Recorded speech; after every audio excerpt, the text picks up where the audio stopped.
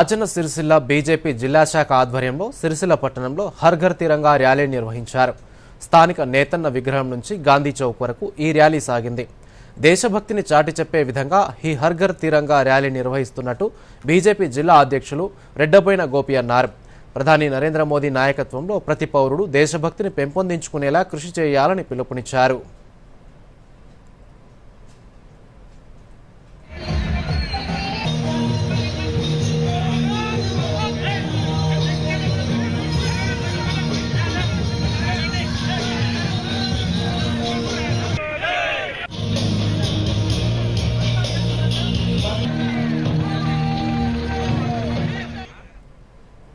ప్రజలందరిలో దేశభక్తిని పెంపొందించుకోవడం కోసం ఈ తిరంగా ర్యాలీని చేపట్టడం జరిగింది.